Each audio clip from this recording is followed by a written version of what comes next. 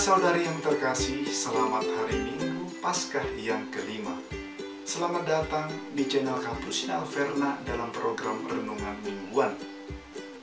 Saudara-saudari yang terkasih, bukankah sebagian besar daya juang kita dimotivasi dari luar?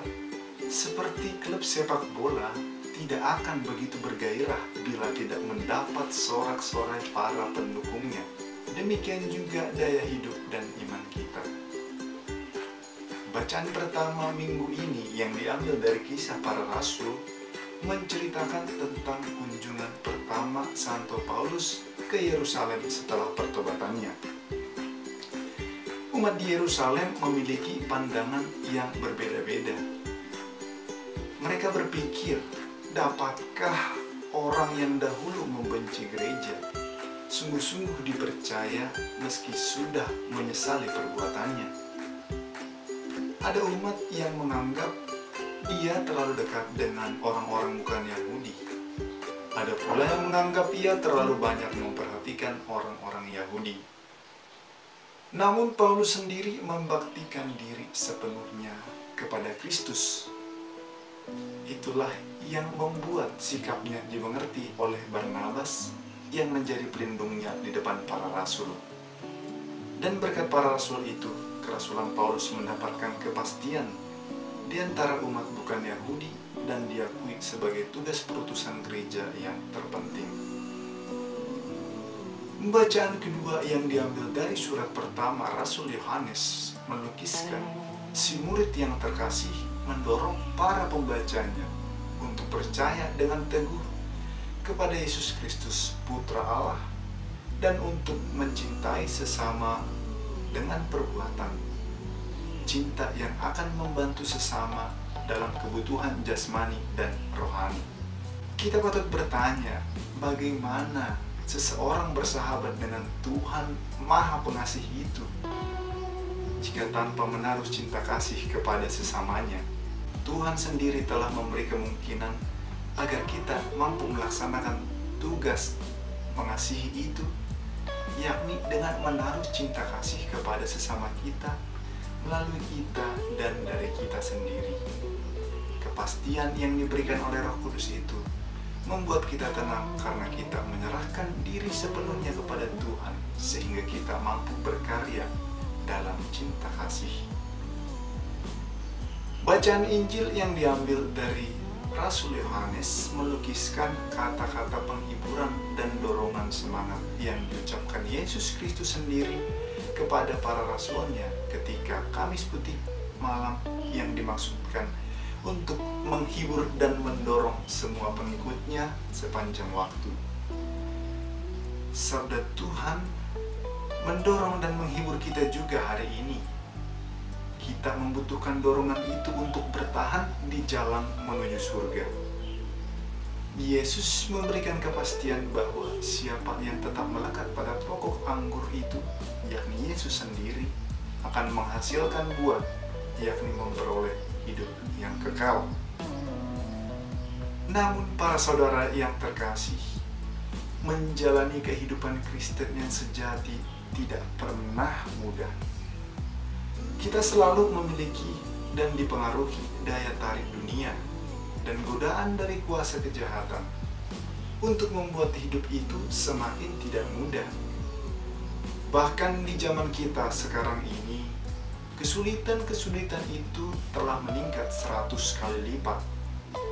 Daya tarik dunia ini telah dilipat gandakan dengan peningkatan kenyamanan, kesenangan, dan sarana pemanjaan diri yang telah tersedia melalui ilmu pengetahuan dan teknologi yang dapat kita jangkau.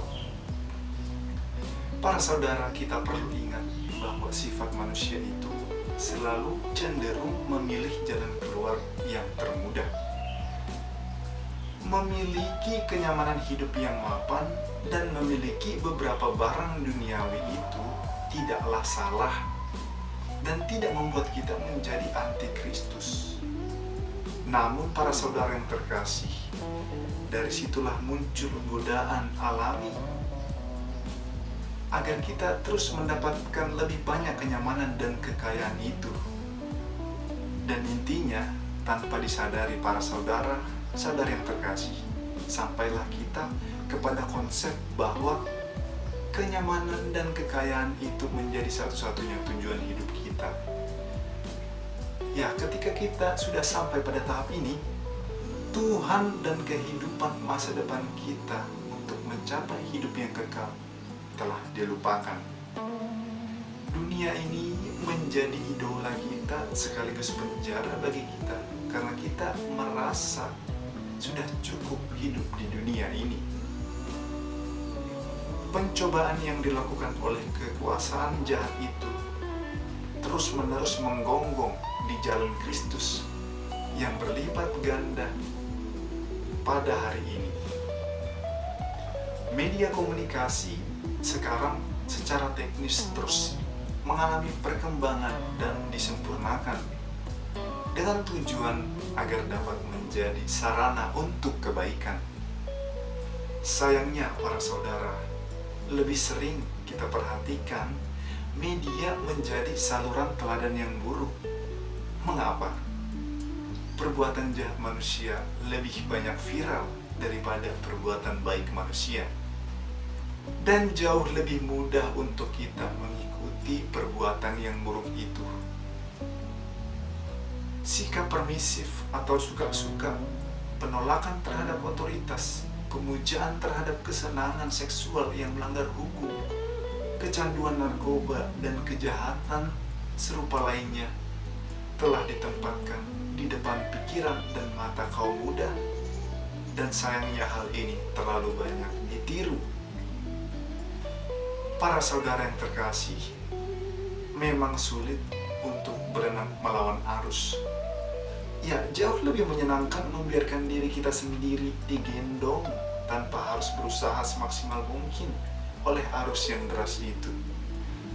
Tetapi ketika ada bebatuan dan juga rintangan di depan, perenang yang ceroboh dan yang mencari ketenangan belaka di dunia ini akan berakhir dengan kesedihan. Tuhan kita telah memperingatkan kita pada hari ini lewat sabdanya ketika Dia memperingatkan para pengikut pertamanya.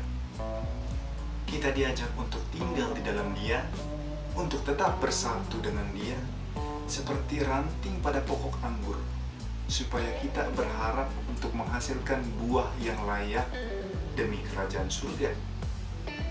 Itulah kepastian dari pokok anggur sejati.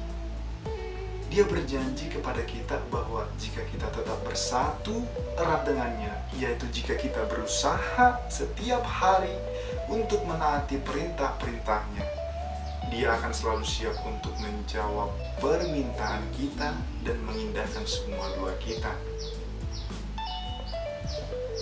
Doa kita sebagai orang yang mencoba menjalani kehidupan Kristen semestinya adalah supaya kita memperoleh rahmat untuk mengatasi godaan dunia, kedagingan, dan hasutan iblis. Para saudara-saudari yang terkasih, marilah kita memberanikan diri. Kristus telah berjanji untuk tetap berada di samping kita selama hidup jika kita tetap dekat dengannya. Sementara kita tetap menjadi cabang pohon anggur yang sehat, yakni dalam Kristus, kita akan berada di jalan menuju surga. Dengan demikian, tugas harian kita, pekerjaan kita, dan juga doa kita, rekreasi kita, serta istirahat kita, juga apapun yang terjadi, kita mampu dan sanggup, dan dengan itu akan memuliakan Tuhan dan membuktikan bahwa kita layak disebut murid Kristus karena kita berasal dari pokok anggur yang sejati. Tuhan yang Maha Kuasa yang kita percayai selalu hidup, terus-menerus menyelesaikan misteri Paskah di dalam diri kita. Semoga kita yang disatukan dalam baptisan kudus untuk menjadi pengikut Kristus, sang pokok anggur sejati itu, dapat membuat kita menjadi baru di bawah perlindungannya, menghasilkan banyak buah dan mendatangkan sukacita kepada kehidupan yang kekal. Sebab melalui Tuhan kita Yesus Kristus, Putra Bapa yang tunggal, Allah hidup dan memerintah bersama Putranya dalam kesatuan Roh Kudus untuk selama-lamanya. Amin.